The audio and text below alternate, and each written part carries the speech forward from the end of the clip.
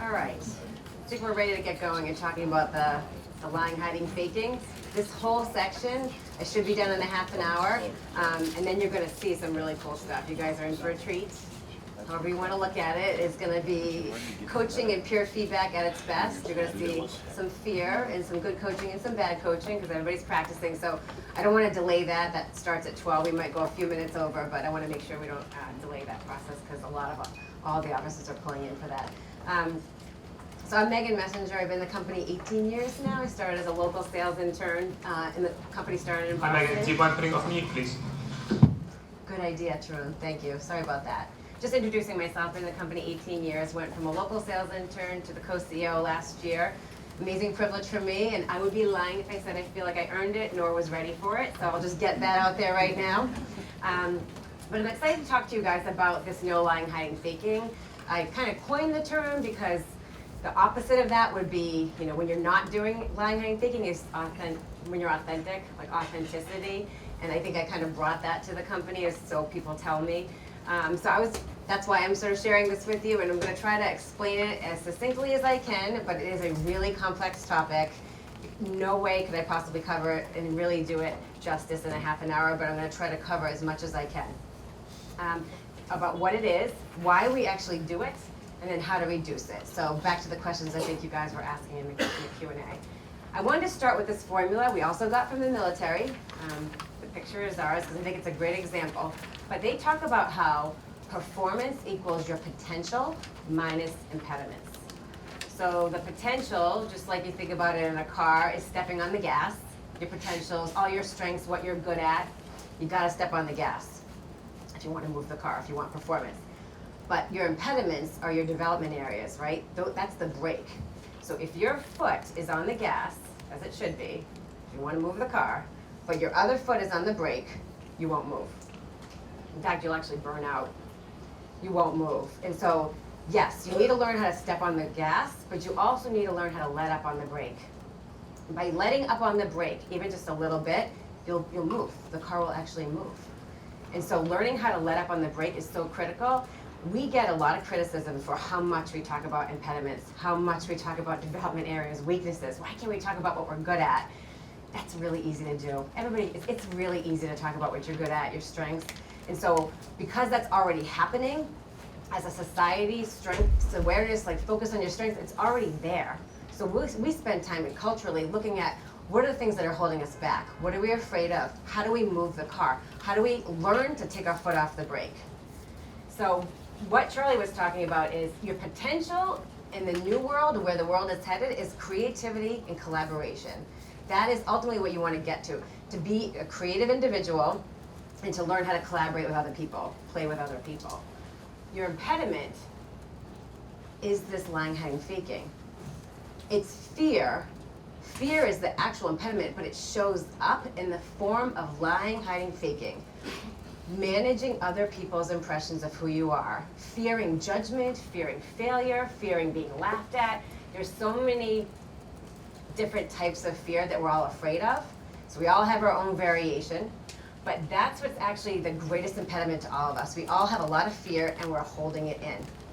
So I'm gonna share this diagram Charlie shared and just kind of peel back for you what I mean, what happens in this process. As you become a leader in an organization, as you become more senior, you go from junior to senior.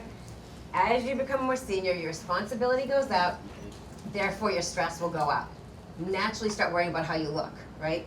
And you've got to make decisions. That's the level 5 Charlie was talking about in this money ball. So are you making the right decisions? Are you making wrong decisions and learning lessons?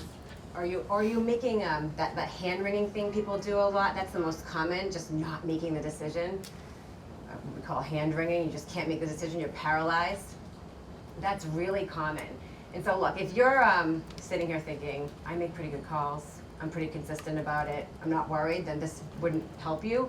But if you feel like maybe that last call you made, you kind of got lucky, you can't really predict consistently making the right calls, listen to this process. So if you're not making the right calls, you have to peel back to level 4. We call it inviting critical feedback, but you can also call it collaboration. Are you making it easy for other people to tell you the truth?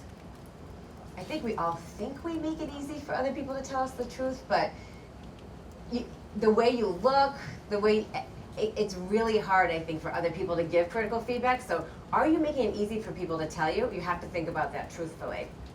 And then you have to think about level 3, independent thinking. Do you have an opinion? Are you putting your point of view out there? Are you sharing your thinking? Sharing what you're thinking, even if it's not fully ready. Are you sharing your rationale? Are you sharing the assumptions you have? Are you revealing the truth? Because if you are, you will get critical feedback. But if you're not, you have to think about this next level, which is this no lying, hiding, faking. What are you afraid of? Why are you not sharing it? All down to fear.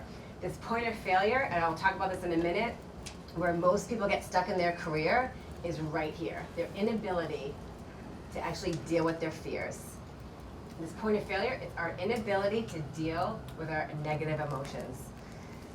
We feel sad, we feel angry, we feel frustrated, we feel embarrassment, we feel shame.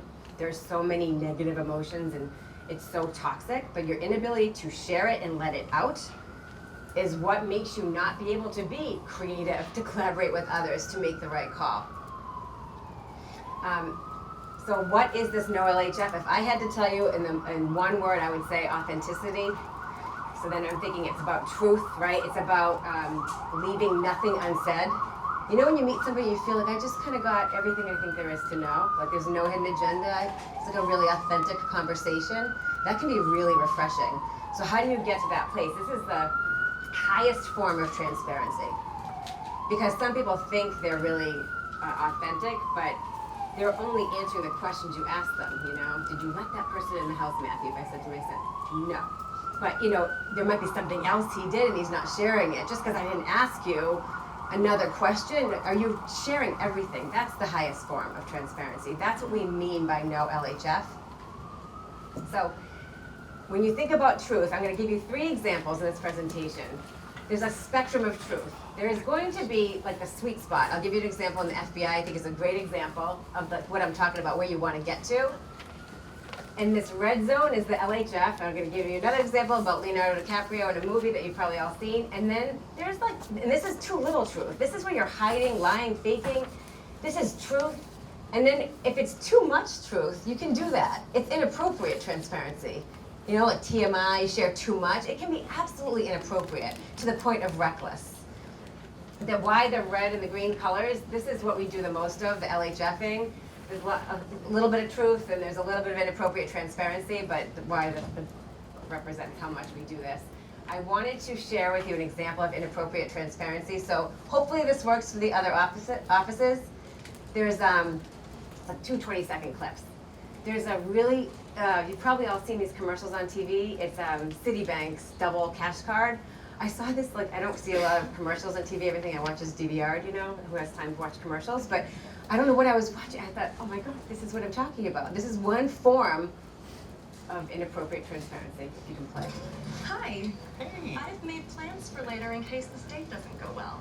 Likewise. But, funny story, on top of that, my mom is my best friend. Oh, there's the rescue text from my roommate saying she needs me. Wouldn't it be great if everyone said what they meant? That's one example on inappropriate transparency. One more example. How much longer do you think this will take? I'll over-explain the process, then give you an unrealistic timeline. On non-agreements, my wife thinks I understand what you're saying. I look forward to questioning your every move. Okay, well, I'll leave your house in shambles and disappear for 6 months. Wouldn't it be great if everyone said what they meant? The city don't. But it's kind of refreshing, no? But it can be really inappropriate. There's no need. I share this slide of inappropriate transparency, which is what that just was. There's different forms. There's career suicide. What the date just did was social suicide. You can floodlight. Brene Brown calls it floodlighting. If I came up here and it's something I've never dealt with before, and I'm coming up here almost to shock you and share something with you that I've never dealt with myself, that's called floodlighting. It's like shock value. It's really inappropriate. Drama grenades. Just sit down and let me just tell you all drama. They call those drama grenades, TMI. The best example of career suicide. I would never You know, I just said to you guys, I don't feel like I really am ready for the role that I'm in. I would never walk into our board meeting and tell our board that I'm not ready for this, I'm underqualified. Like, you just would never do that. That would be absolutely inappropriate. Social suicide, I like to throw Charlie under the bus on this. He did this a little bit with you guys before. You look beautiful when you're not in uniforms. Just, you look better in uniform. But he's got the pebble in his shoe. He's got a bad shoulder, so we let that go. Do not put that in the feedback app because that will. So he's got a pebble in his shoulder. The social suicide, I love this example. I live right next door to this building. After I had my first son, I wanted to be closer to the office so I could do this work-life balance thing a little bit better. And after I had my second son, it was like a week after I had Brendan, and I wanted to take a walk, catch up what's happening in the business. So taking a walk, I've got my little guy, he's only a week old, and I say to Charlie, it's like my first day out of the apartment, you just look a mess. Isn't he so cute? I said, and he goes, all babies look like aliens. And this was like in closing, like goodbye, thanks for the lunch, and I turned and I was like, that didn't feel right. Like, maybe he's right, their eyes are really big, they haven't really grown, but I was like, you didn't need to say that, I torture him with that, I didn't say that anymore. Everybody's baby is really cute, period. You do not need to tell people when their baby isn't cute. Okay, so this is where you do need to lie, hide, and fake. There are places to fake it. I think Amy Cuddy talks about fake it till you make it. Absolutely places to fake it till you make it. I might be faking it a little bit right now, acting like I know what I'm talking about, but there is absolutely places, and I do, but there are places that you have to fake it. So here's a great example, I think, of what it looks like when it's done right. No lying, hiding, faking. I've never worked in the FBI. I don't fully know this for sure, but when you think about a SWAT team, it's the best example. You think about a SWAT team on mission. I don't know what they're like when they're not on mission. I think a lot of organizations struggle when they're not on mission to do this well. But when they're on mission, everything they see, everything they hear, but most importantly, everything they feel, they must speak up on it. It's not optional. But in a lot of organizations, it's optional to share what you're thinking, how you're feeling, what you see, what you know. It feels optional. But in an organization like the FBI, when they're on mission, that's not an option. People can die. That's not an option. So it may be a little extreme for what we're talking about, but that's a great way to think about what it is. Because as a team, you have to tell each other what you're seeing, what you're hearing, what you're thinking, what you're feeling. This is where feelings aren't so soft anymore. What you feel, I feel there's the sniper on the roof. You better say something. If somebody afterwards said, you didn't ask me if I felt that there was a sniper on the roof. Like, that's not an option. You have to share it. What LHF looks like, the best example, I think, is this movie with Leonardo DiCaprio. It's so funny, your pilots, yes, I did not even, this was not planned, I shared this before. He's pretending to be a pilot, right, in the Catch Me If You Can movie. It looks so great, he looks awesome. He looks so cool. All the stewardesses want to be around him. So glamorous. He's pretending. He's what they call an imposter, pretending to be somebody he's not. And at first it does look great. It looks awesome. Who doesn't want to be Leonardo here? But this is what it looks like at the end of the movie. If you guys have seen the movie, he does this for 10 years. And it's exhausting physically. He just looks like hell. He loses all the relationships in his life because he's doing so much lying and hiding and faking it. It is exhausting. Physically, emotionally, mentally, spiritually, all of it. It is exhausting. And you lose a lot of stuff in your life because of it. There's data behind this. So when Charlie mentioned the neuroscientists, we've worked with some brain doctors neuroscientists who work with the Patriots, because we love the Patriots. And it's amazing what they've discovered.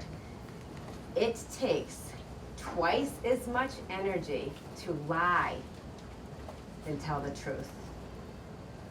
In your brain, there's data that supports this. It takes twice as much energy to lie than tell the truth.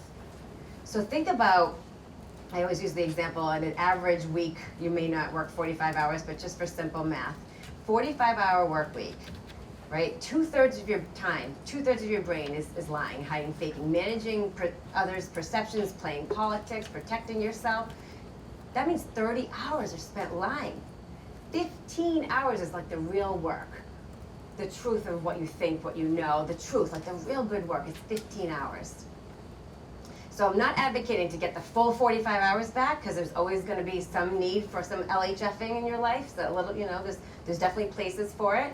But if you could reduce those 30 hours to half, 50% reduction in line height, they can get 15 more hours. You have 30 hours in the week where you're working on the right stuff, working on the real work. You get 15 hours of your life back to do better work, to be with your children, to date, to do a hobby, to pick up a sport, just whatever it might be. You get more time back. So there's data that supports this, which then you have to wonder, why do we do this? So I'm going to talk to you why we do it if it's so bad for us. Before I do, Harvard put Next Jump as one of 3 companies they consider deliberately developmental, DDO. So we're one of 3 companies. The professor, Robert Keegan, when they talk about this, they do it really well in the first page of the book. So I'm just going to read you the first page of the book if you don't have a chance to read it, because I think they explain this really well. They call it the second job. In any ordinary organization, most people are doing a second job no one is paying them for. In businesses, large and small, government agencies, schools, hospitals, for-profits, nonprofits, every country in the world, most people are spending time and energy covering up their weaknesses, managing other people's impressions of them, showing themselves to the best advantage, playing politics, hiding their inadequacies, hiding their uncertainties, hiding their limitations. They're hiding. We regard this, and they scoured the planet for 3 years to find this. Every organization, they said, we regard this as the single biggest loss of resources every organization suffers today. The single biggest loss of resources. So everybody wants more headcount, more people. The reality is you have more people there. You just need to free up their mind, free up their brain, let them get their negative stuff out. And you would actually get more mind share back to do the real work. So why do we do it? If it is so bad for us, and if it's a huge drain on resources, it's not good for the company, it's not good for you as an individual, why do we LHF? So try to boil this down to the top 3 reasons of why we lie, hide, and fake. Why we are so protective of managing other people's impressions of us. The first one, we feel inferior. I'm going to go into this, examples of how contagious it is when you feel inferior. When we make a mistake, how it leads to downward spirals. And then loyalty, how we justify lying, hiding, faking within loyalty. So on the first one, I like this example. This little boy eating his popsicle on a hot summer day should be really happy, right? I mean, he should be really happy that, oh, it's delicious. So you have to wonder, why is he not happy? It's because he's looking at this. Her ice cream cone looks better than his. Now, what's fascinating with children is they have a much harder time hiding how they feel, right? He's not really hiding it, right? He looks pretty upset. But as adults, you learn how to hide it really well. Meetings is a perfect example for this. One of 5 people on our senior management team for over a decade, and when I was, really not ready for the post, I ran our merchant business, I was over my head quite a bit. And it's how we made all of our money. And that's how I got to where I am now, but it was a hard job. And myself and 4 other senior reports into Charlie, we would have our weekly Monday morning meeting. And Charlie would say something like, and he's definitely more than arrogant, confident, he scared me, Saj. He would say something like, is it clear? Just talk for half an hour or something, sharing what he's thinking, strategy. Is it clear? Tom, is it clear? Crystal, Greg, you think it's clear? Yep, got it, Charlie. Albert, yep, I think it makes sense, got it. And then it would get to me, am I gonna be the only one to say, I have no idea what we're talking about. You lost me a half an hour ago. I don't even know, are you speaking English at this point? I don't know. And I felt like that a lot. I felt like that a lot. So I would go to my office, and I'd be pulling my hair out, panicking, trying to decipher what Charlie wants us to do. This was definitely what was more mandated. What does he want me to do? I've got to run this team. I have 30 people reporting into me. We're the ones who are driving the revenue for the company. I don't think I understand the strategy, but I didn't ask the questions because I didn't want to look stupid.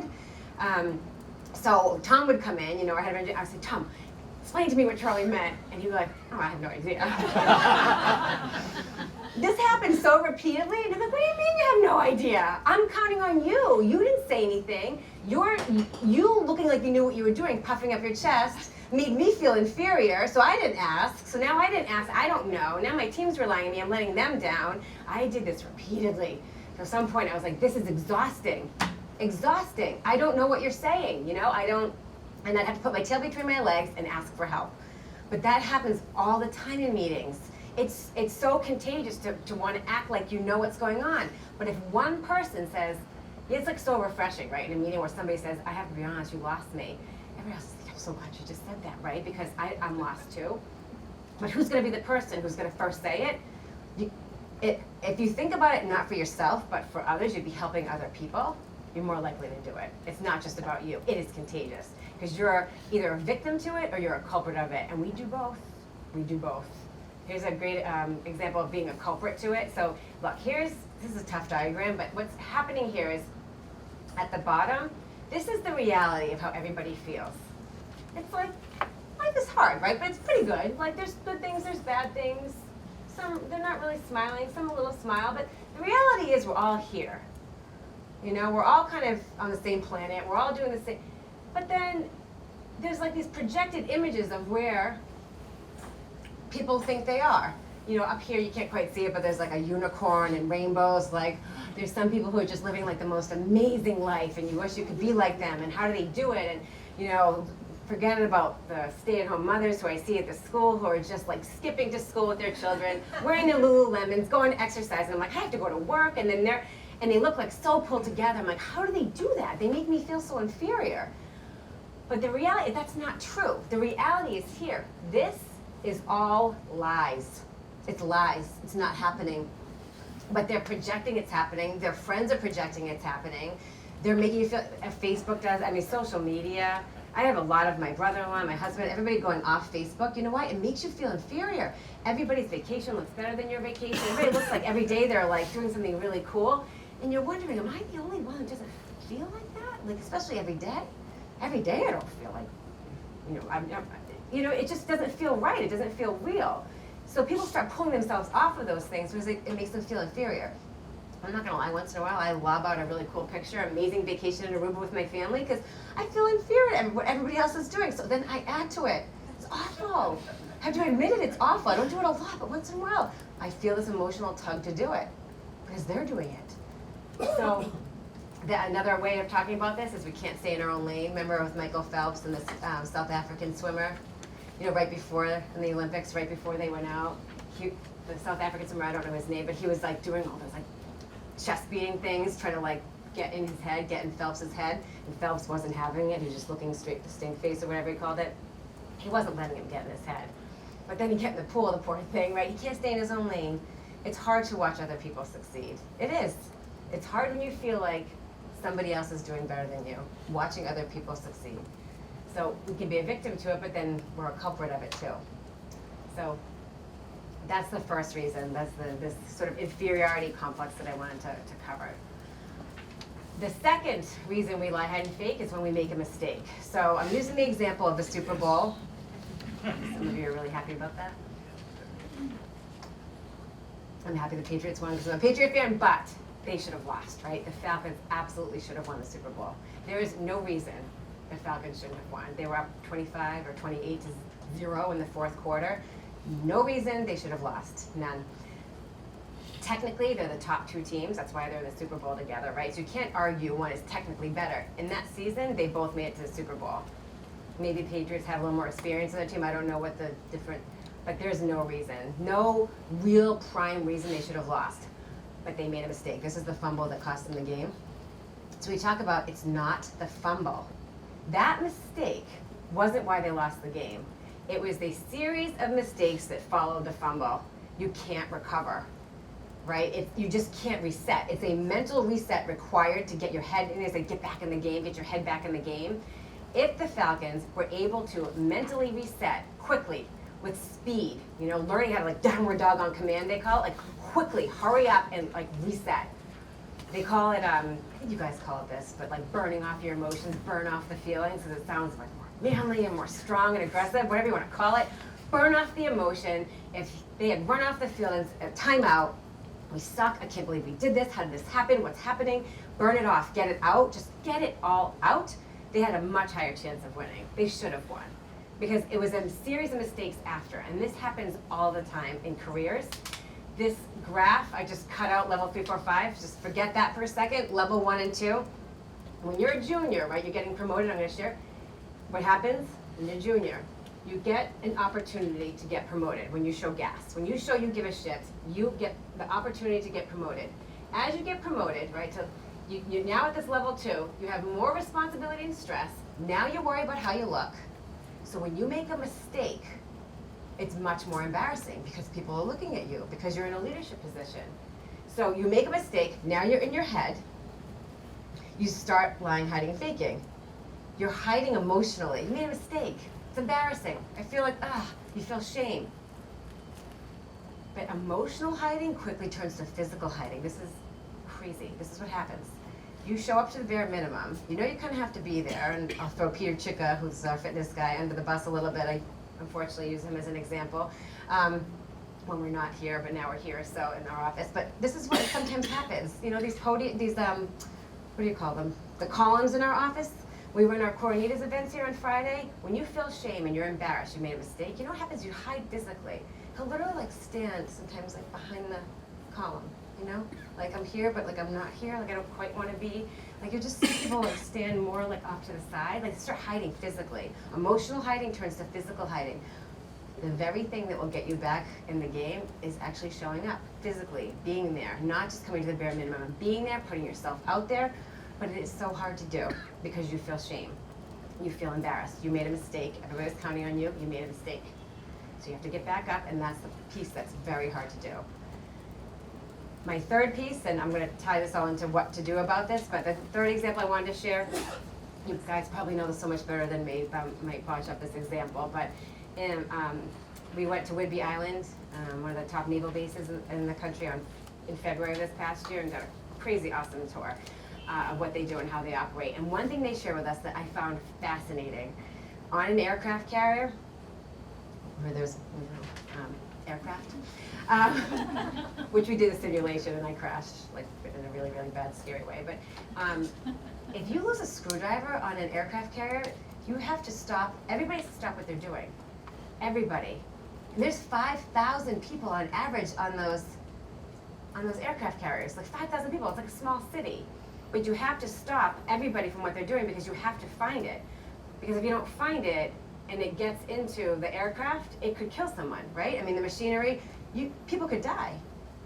But what I hear is the odds of that happening is very slim. For that to happen, that one screwdriver on that big aircraft carrier to actually get in a piece of machinery is really small shot of that happening, but it could. So here's the thing. You're the guy who lost the screwdriver. You lost it. So everybody, 5,000 people, including you, the most junior people, and the most senior people on that, have to stop what they're doing. So, but the likelihood of this happening, something bad happening, is really slim. So what do? Well, you have to share it. You're going to look bad. You're a team leader. I'm going to botch up all the. It's going to look really bad. The team, everybody, is going to look bad. So we talk about loyalty gone wrong. Why we lie, hide, and fake is because we're loyal to ourselves. Might make me look bad.